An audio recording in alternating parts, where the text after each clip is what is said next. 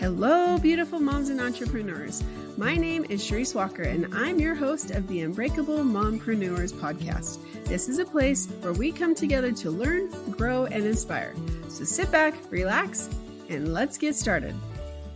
Hello, Unbreakable Mompreneurs. My name is Charisse Walker. I'm your host, and today I'm here with Martine Cohen, and she was a former attorney, and now she is a coach, and her journey is one of triumph and determination and perseverance. And so, Martine, if you wouldn't mind just sharing some of your journey and what you do today. Absolutely. So, hi, Charisse. I'm very grateful to be here and happy to have your listeners here. So basically, I was, this sort of like attorney. I had gone to law school and I loved what I did. I was actually a happy lawyer and two kids, sort of a family and going about my business, working very hard though, kind of like very focused and driven. And approximately 7.5 years ago, I want to say, I had a very serious concussion. I was involved in a car accident. There was a car that just crashed into me on the driver's side. I didn't even see it coming. I lost consciousness. I don't know how long that is, but now when I awoke, I was surrounded by, paramedics and the ambulance, and I had no idea what had happened or where I was, but I had kind of lost the use of my brain. And what I mean by that was I didn't understand or couldn't filter my surroundings anymore. People would talk to me and I could understand the words separately, but not put them as a sentence together. I would not be able to have this conversation with you here today. As very sensitive to any kind of stimulation. And, I was followed by doctors and a neurologist. And after a certain amount of weeks, they're like, you have post-concussive syndrome, which means that we don't know whether your brain is going to get back to normal, what you're going to be able to do and not do long term. It takes about a year from a medical standpoint for them to sort of make a final diagnosis and say, this is the sort of remnant damage that you're going to have. That was very, very scary. It was very scary because I didn't know at the time, but I loved my brain. I think we all do kind of. It's our personality. It's how we filter the world, how we identify things, what we think makes us unique, right? And all of a sudden, I didn't know what to do with myself. I couldn't work. My main work was thinking, strategizing. I loved all those things, and there was no way I could do that. I couldn't hold a simple conversation, couldn't understand much of what was going around me, had a lot of pain. And I think I had a lot of internal pain as well.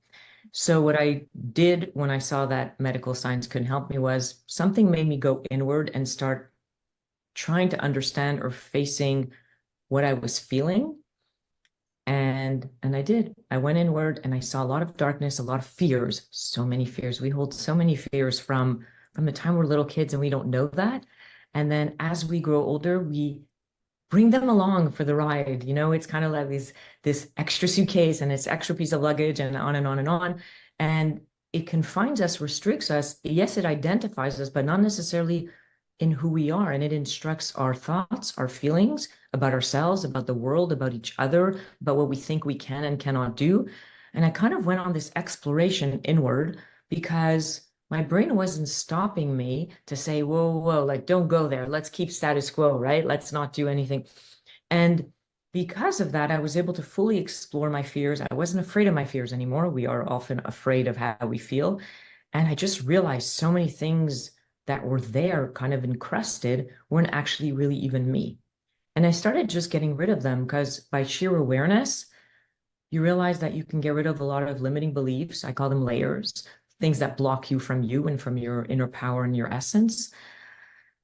And I have to tell you that I would wish this concussion and this process on no one, but the silver lining was that it taught me to be so in tune with myself, my inner body, my higher voice, my brain. I understood so much what the brain is meant to do and what we ask it to do in today's world and why it's so overwhelmed. And that organically turned into a coaching business, a speaking business, workshops I was asked to do. And I just wrote my first book and it's coming out next month.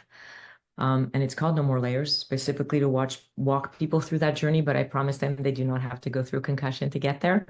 But we define ourselves in a very confining way. And we are so much more than our thoughts, our feeling, our brain, and even our personality, and definitely much more than our fears. That isn't a remarkable story, because you could have turned it into a victimhood and you couldn't do anything and been bitter and been angry, but instead you took it around. And that is what I want our listeners to hear, is that no matter what you go through, no matter, and it wasn't your fault, that you weren't expecting it, you didn't plan for it, and it definitely was not your fault. And so you could go and sue the pants off this person and just ruin their life, ruin your life, and everybody's upset and sad. And instead, you've turned it around to where you're changing thousands of people's lives, for the better. And I love stories like yours, because it shows the resilience that you have and the resilience that we as humans have if we choose to. And so that's something you talk about. You talk about there's a difference between deciding and choosing. So what is that difference? Very big difference. I talk a lot about that with my clients and a lot about in the book as well. Today's world is so fast paced, and we're constantly playing catch up because our brain is wired to be a little bit slower, to go by the pace of nature, to sort of have a chance to assess things before we move forward. And we're asked to multitask, which is a fiction. We can't multitask, but so we feel overwhelmed. Our brain feels overwhelmed. And then we try to just get things off our list, check, check, check. And then you feel so accomplished at the end of the day. But did you actually experience each one? Probably not. So you're kind of disconnected from your life, right? Because you're so like zoned in and zeroed in that you don't actually get to experience it in a conscious way. You just get through things. It's like an obstacle course. And the end result of life is not to get to the finish line. No, no, no, right? We don't want to get to the finish line, and certainly not quickly. We know we do, but it's the journey of it. It's actually the track. It's the path. So deciding means I got this off my plate. Yay, I got this off my plate. And to what ends? Like, where am I going with this? Rather than, hold on a second, I have something before me. It's an opportunity for an experience. It's an opportunity for me to check in with myself and see what aligns here. What do I want to do? And it could be something as stupid as, what am I going to have for breakfast? Should I take blueberries or strawberries or Greek yogurt or a muffin? But you're in touch with yourself and your inner communication is wide open and you're hearing what's going on, and then you get to choose, which means from a place that feels right to you, that you feel whole with. And it could be whether you want to stay with a partner, or you want to stay in a business, or you want to take the next step in your business, to wanting to close it, or going out with a friend today versus going to the movies with your spouse. We make so many decisions on a daily basis. But how many choices do we make? Something where we feel like, oh, I showed up to this well. The outcome doesn't have to be good, because that's not in our hands. It really isn't. But the process is. We're so outcome oriented instead of process vested. And I think that's where we lose ourselves. That is such a good thing. And that's something that I've been working on specifically this year. That's kind of been my theme, is that instead of working and being busy, I'm being effective, or and a perfect example is I coach, at specific time every morning. It's a 15-minute call. People get on, they talk about what their intentions are for the day, like a personal goal or professional goal. It's an accountability call, right? And I do it for free for a lady that I coach with. Like, I'm paying her for me to do this for her. It's fun. I understand. But it's come to a point where, I took it over for somebody, and she made a comment when she first got started. Some people show up, like I might have 5 or I might have none. And so I'm like, oh, okay, not a problem. And there's times where there's some consistent people, but it's like the same consistent person. And some days she can't make it, so I'm sitting there by myself. So I like put my whole day on pause so that I can make sure that I'm at this call, and then nobody shows up. And I don't know if it's a summer thing, but yesterday I just thought, you know what? This is not worth it to me anymore. I'm doing something as a favor for somebody. There's many times I have to rearrange everything because it's in the middle of the day, and it's only 15 minutes, but I have lots of appointments, and that if nobody shows up, I'm starting to get frustrated. And so I finally, yesterday, I just said, you know what? I'm done with this. My line, because I'm doing it as a favor, and I'm not okay anymore. And so I started to evaluate what my intention, why would I do this, blah, blah, blah. What would I be doing if I didn't do it? And I think sometimes we want to please other people. Like, I wanted to give back to this person, and I wanted to help other people, but then it was starting to drain me. And so I think that we as women, we do that as a mother, we do that as a businesswoman, we do that as a friend, we do that as a family member, as a wife, where we're just give, give, give, give. And then you're like, you know what? That's 15 more minutes I can take back to be able to do something else. And it's small, but that's what I feel like you were talking about is you have to be authentic to yourself, and you have to make sure that what you're choosing, it's because you're choosing to do it. It's not being decided for you. Exactly. And I love what you just said. There's two things. We're always super, super busy. And the idea is let's go from busy to present. Yes. Present in what we're doing, and only busy ourselves with things for which we can be present to. Because that's going to naturally allow people to find their own authentic pace. As long as you're present in what you're doing, you could be as busy as you want. Yeah. But if you stop being present, that means you're off from busy to sort of like, overreach. And that's not a good thing. And for women, and especially moms, I find we're such nurturers by nature. And if we're not careful, we're last on our list. Yes. Yep. And I think in order to be able to choose properly, you first have to choose yourself. And I know that sounds maybe selfish to some of the listeners, but it's not, because you can only give the overflow of your cup. If you want to be able to keep giving and giving and giving, it's got to be the overflow. Or else, like you said, you get drained. And once you're drained, you got to like shut that valve off.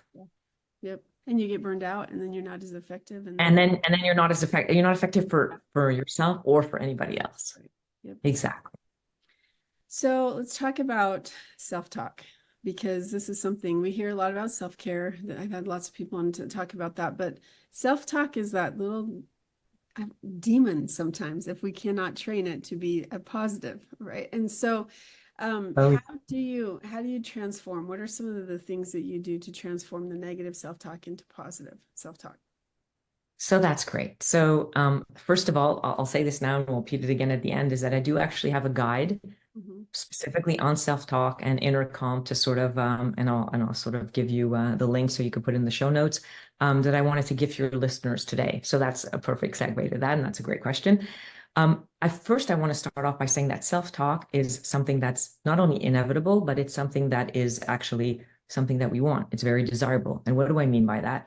I mean, self-talk is the only way in which we communicate with ourselves. It's the way you're in touch with yourself, your thoughts, your emotions. That's how you know where you're at. That's how you know what's going on inside of you. It's kind of like a mirror to the inside of you. We have a mirror to the outside of us. I know what my hair looks like. I'm wearing glasses. Right. The only reason I know what I look like is because I have a mirror. But inside, I don't always know that, right? I don't have a mirror to, this is my emotion today, and this is my thought. I have to hear myself, listen to myself, and then respond to myself. So self-talk is both the listener and the speaker. We're in a funny situation in the relationship we have with ourselves. And self-talk is an expression of the relationship we have with ourselves. How you talk to yourself is really how you feel about yourself. And so if you listen to your self-talk without getting caught up in it, it's going to tell you a lot about where you're at. And then if you don't like your self-talk, this is where I need to place my attention. And this is where I need to create a new intention for myself. So if my self-talk is negative, first I have to understand that my brain is wired to notice negative much more than positive. It's wired that way for survival. It's wired to see what's out of place. The problem with that is when somebody comes into a room with a beautiful dress, if there is a speck of sort of like a stain, on the left-hand corner at the bottom of the hem, everybody's going to notice it.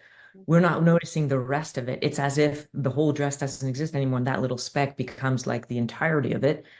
But that's normal. So first to understand that negative self-talk on its own, you don't have to buy into it, by the way, but negative self-talk as an entity makes perfect sense. Our brain is wired to see every single thing that could be a potential threat, because potential threat can mean potential danger. Potential danger means potential death.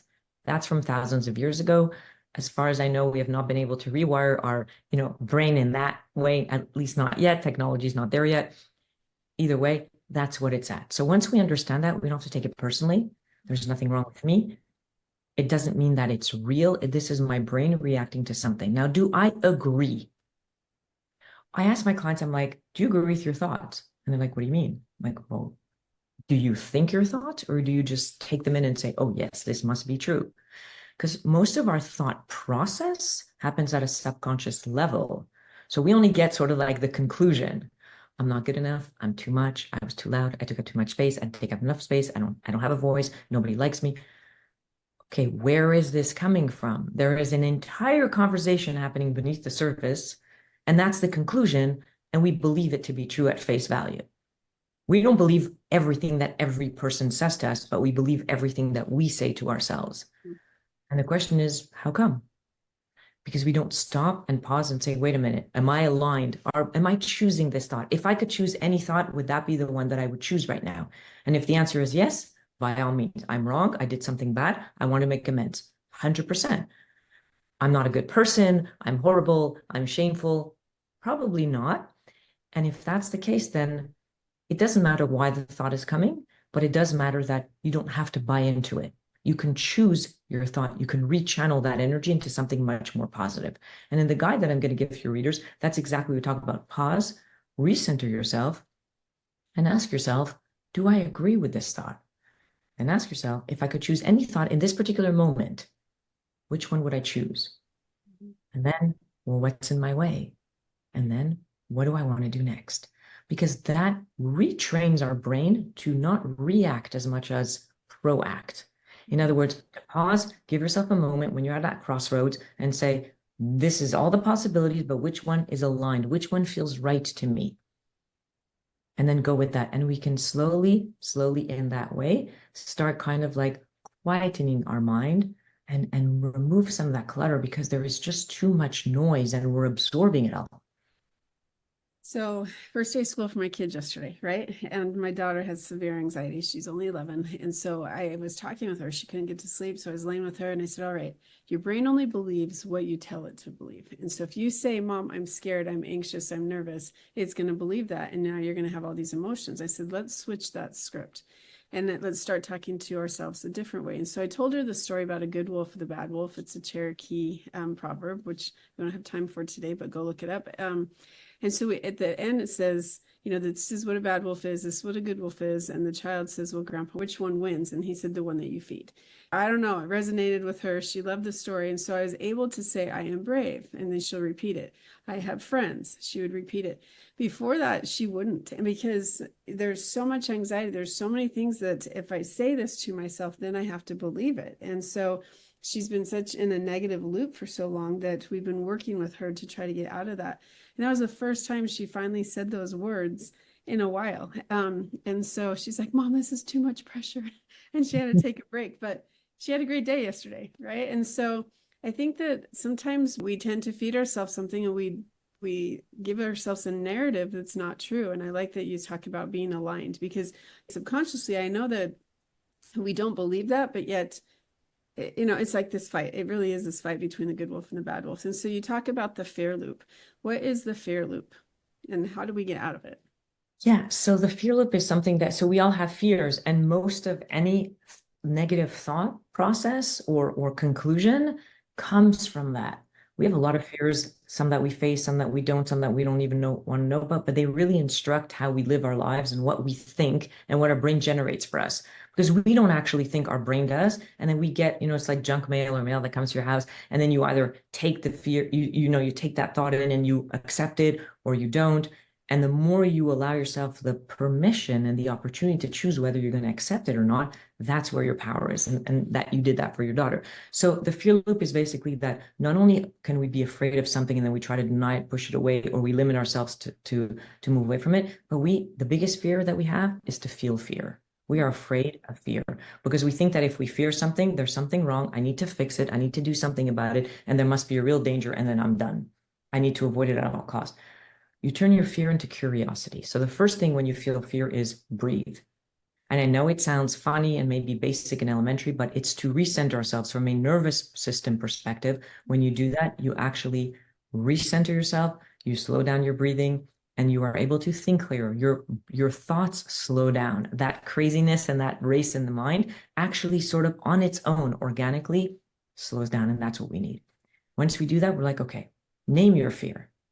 Just name it. Identify it. It doesn't matter if it's accurate or not. Just whatever comes to you. Don't think it, just say it. Because once you identify something and you name it, it's like there's darkness and now you've turned on a flashlight. it's not dark anymore. No matter how afraid I am, I turn around and I'm like, oh, I can see some light. Something has dissipated. That's number two. Then it's like, turn that fear into curiosity. Go be curious about the fear. What is it about, really? You know, if you're afraid of spiders, you come into your room and there's a spider, you might close the door, run out yelling, get out of the house and not want to sleep there at night. Is that like, I don't know, sort of like a bit of a stretch and it's overreacting? Yes and no, right? I'll be laughing, we're smiling. But the truth is, for different things, maybe not a spider, maybe for us it is a spider, we all react that way. But if we can pause for a second, just pause, take a deep breath and pause and say, okay, what is this fear? I have a fear of spiders. Great. What is that about? Let me get curious about that. They're gross or they're disgusting or it reminds me of something else. Often a fear triggers something else that's even deeper. Whatever it is, just get curious. Because when you get curious, you start dismantling something. When you start dismantling it and understanding it better, it really loses its grip. It loses its power. And once you do that, you're not facing it head on where you have to be strong and courageous. That's okay. You don't have to do it like that. It doesn't have to be like jumping in the deep end. It could also be putting your toe in, depending on who you are. You might need it gradually. That's totally okay. And there's no judgment in the process, which is super important. And kids are good at that. They don't usually judge themselves. They're able to go further sometimes than adults. And then it's like, great. Now what do you want to do next? Would you like to be afraid of the spider and leave the room? That's totally fine. But now it's a conscious choice. It's not a reaction. You're not full of adrenaline because you're really fearful and you've put it in perspective that it becomes manageable. And that works with spiders and that works with, you know, crossroads of the life kind of like situations. It works with where am I going from here? Should I have another child? Should I not? Right? Should I get married? Should I get divorced? Should I move my business somewhere else? Should I make it, expand it? Should I, you know, downsize? Works for everything. Should I move to this neighborhood? But we need to be okay with feeling afraid and not fearing the fear. That's the first step. And then looking at it outside of us. When you bring something outside of you, you can be a mirror to it. You can see it. When it's inside of you, it's so well hidden. It has such a grip on you that it takes you over and it feels like it becomes in control. And there's no reason to fear. You're taking the control out of yourself. And so if you can take back the control, then you don't need to be fearful. Because what's the worst thing that can happen? That's what I always think. What is the absolute worst thing that can happen? And you talk through that and you're like, okay, I can live with that. The worst thing that can happen is staying in the fear, but also understand that fear is not present. Fear only lives in the future, even if it's half a second later. There is no such concept of fear in the present moment. So when you're present in your life, you're not afraid. You might find a solution. You might change your course. You might be choosing something. You might be assessing.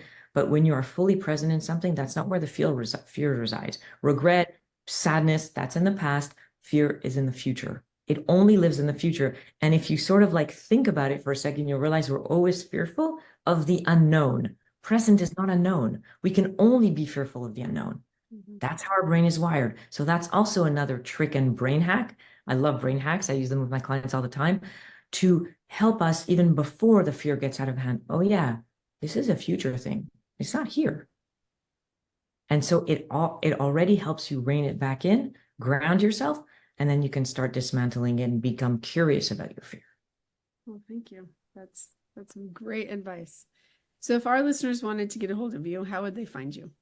Absolutely. So first of all, they can message me on Instagram at Martine Cohen _. They can also reach me through my website, www.martinecohen.com. And I'll be sending you also that link for the inner guide to calm. And they can go on Amazon and they order my book. Well, congratulations. I know my book just came out and excuse me, I know how hard it is to get it to that point. So congratulations on that. Thank you. Yes, it is. Thank you so much, Charisse. It's been a pleasure to speak with you today. You as well. And Unbreakable Moms, go into your future with confidence and excitement. And if you're still having a hard time getting past that fear, then reach out to Martine. Go make it a great day. Beautiful moms, remember, you are unbreakable. Keep illuminating the world with your strength, pursuing your dreams, and reveling in the splendor of motherhood. This is Charisse Walker, bidding you farewell for now. Stay tuned for more empowering conversations on the next episode of the Unbreakable Mompreneurs podcast. Until then, keep shining bright. Signing off with love, Charisse Walker.